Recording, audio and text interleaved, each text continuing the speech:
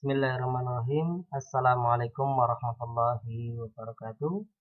Anak-anakku yang berbahagia, khususnya jurusan akuntansi SMK Muhammadiyah Sampang kelas 10. Bertemu lagi dengan saya, Pak Mustafik Adi Setiawan. Pada pertemuan kali ini kita masih membahas materi ekonomi bisnis, yaitu berkaitan dengan kredit perbankan. Pada kesempatan yang lalu sudah kita pelajari bersama apa itu pengertian kredit, ya. Baik pengertian kredit secara umum, pengertian kredit berdasarkan Undang-Undang Perbankan RI Nomor 10 Tahun 1998, dan juga pengertian kredit menurut para ahli. Tujuan dan fungsi kredit juga sudah kita pelajari bersama pada waktu kesempatan yang lalu. Ada untuk mencari keuntungan, untuk membantu usaha nasabah, membantu pemerintah, dan secara garis besar keuntungan bagi pemerintah dalam pemberian kredit oleh dunia perbankan diantaranya yaitu ada 5 macam, yaitu penerimaan pajak dari keuntungan yang diperoleh nasabah dari bank, membuka kesempatan kerja, meningkatkan jumlah barang dan jasa, menghemat devisa, dan meningkatkan devisa negara apabila kredit yang dibiayai adalah keperluan ekspor. Kredit juga memiliki fungsi antara lain untuk meningkatkan daya guna uang, untuk meningkatkan peredaran dan lalu lintas uang, untuk meningkatkan daya guna barang, meningkatkan peredaran barang sebagai alat stabilitas ekonomi, untuk meningkatkan gairah keusahaan, untuk meningkatkan tambahan modal pendapatan, dan untuk meningkatkan hubungan internasional. Baik anak-anakku yang berbahagia, untuk kali ini kita lanjut kepada unsur-unsur kredit.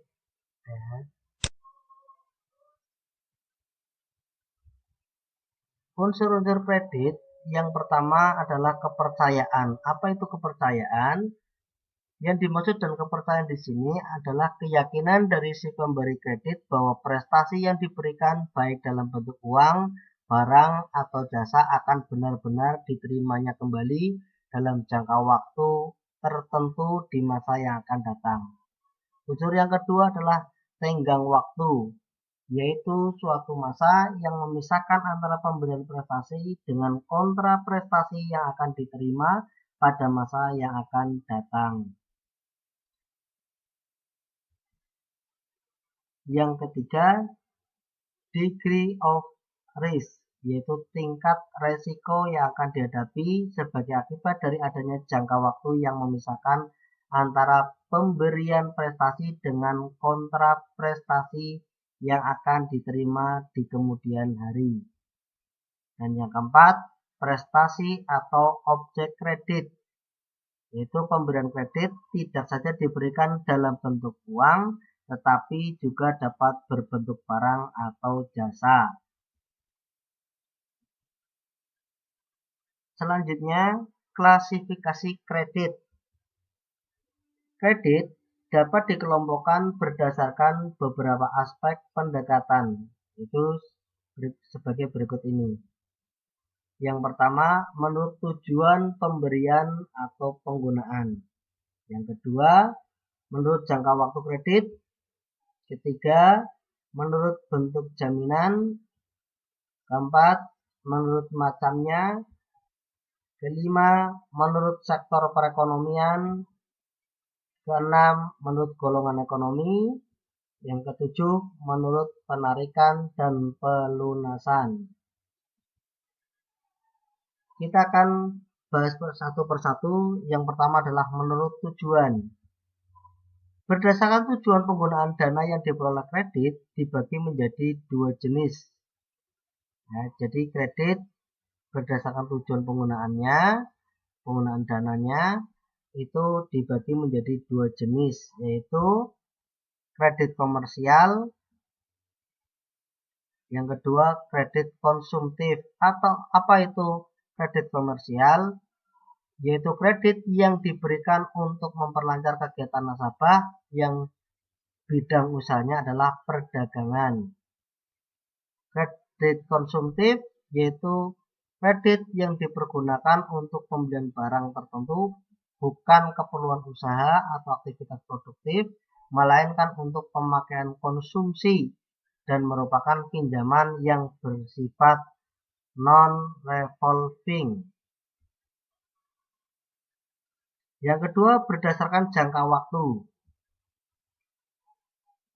Kredit berdasarkan jangka waktu itu dibagi menjadi yang pertama kredit jangka pendek, yaitu kredit yang memiliki jangka waktu maksimum 1 tahun. Yang kedua, kredit jangka menengah, yaitu kredit yang memiliki jangka waktu di atas 1 tahun sampai dengan 3 tahun. Yang ketiga, kredit jangka panjang, yaitu kredit yang jangka waktunya lebih dari 3 tahun. Menurut bentuk jaminan,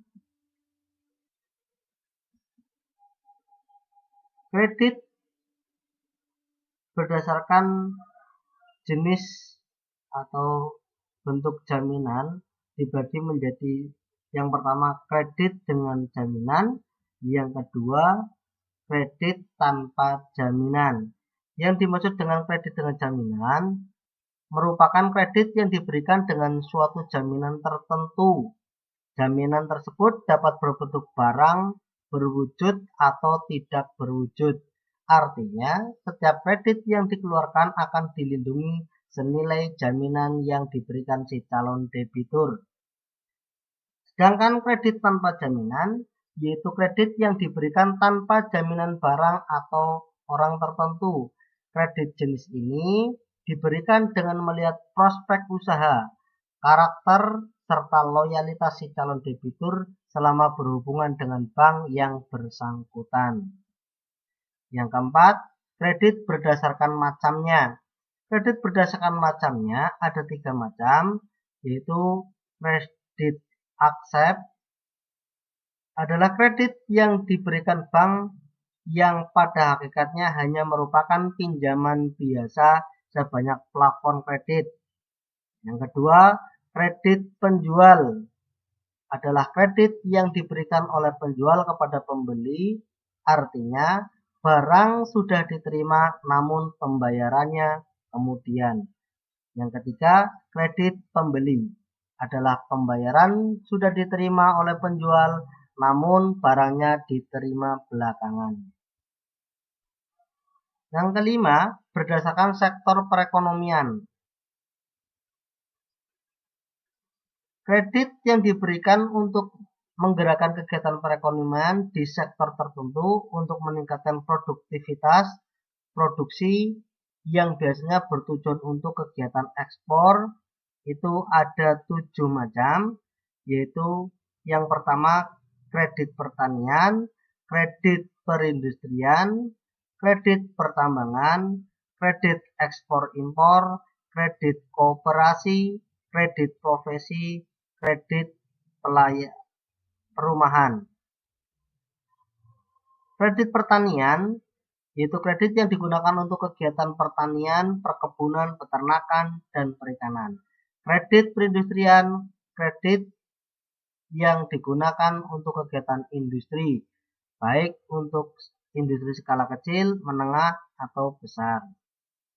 Sedangkan kredit pertambangan itu kredit yang digunakan untuk membiayai kegiatan pertambangan dengan jangka waktu yang lama, seperti batu bara, emas, dan minyak. Kredit ekspor impor itu dengan memberikan dana kepada eksportir maupun importir untuk menghasilkan barang yang memiliki demand yang tinggi sehingga memberikan keuntungan yang maksimal. Yang kelima, kredit koperasi, kredit yang diberikan untuk berbagai jenis koperasi baik dalam rangka menggerakkan fungsi pendanaan kepada anggota atau permodalan baru sehingga menambah pelayanan kepada anggota atau masyarakat luas. Kredit profesi, kredit yang diberikan khusus untuk para profesional, yaitu guru, dokter, karyawan swasta. Biasanya sudah terdapat desain khusus dari pemerintah untuk pelayanan kredit jenis ini. Dan yang ketujuh, kredit perumahan. Kredit ini termasuk jenis yang paling sering diminati dan dicari oleh keluarga baru, yaitu kredit yang digunakan untuk pembelian rumah baru atau pembiayaan pembangunan.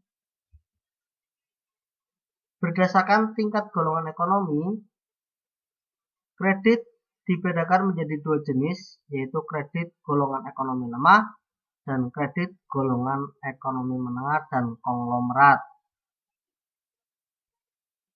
Kredit golongan ekonomi lemah yaitu kredit yang khusus diberikan untuk pengusaha yang memiliki jumlah kekayaan total di bawah 600 juta. Sedangkan kredit golongan ekonomi menengah dan konglomerat itu kredit yang diberikan untuk pengusaha yang memiliki jumlah kekayaan di atas 600 juta.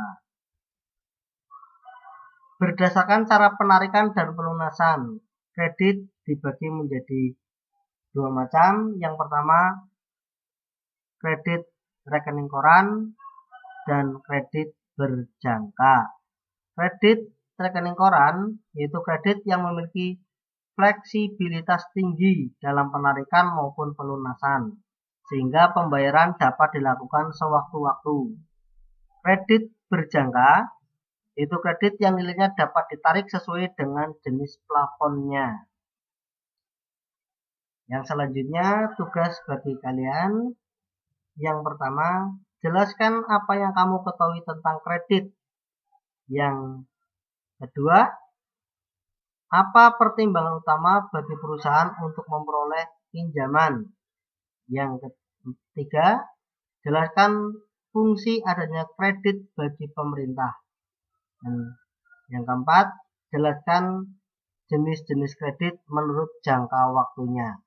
Tugas ini silakan kamu kumpulkan pada waktu masuk sekolah, yaitu tanggal 29 besok. Akhirnya terima kasih, sampai jumpa lagi di pertemuan yang akan datang. Dari saya cukup sekian. Wassalamualaikum warahmatullahi wabarakatuh.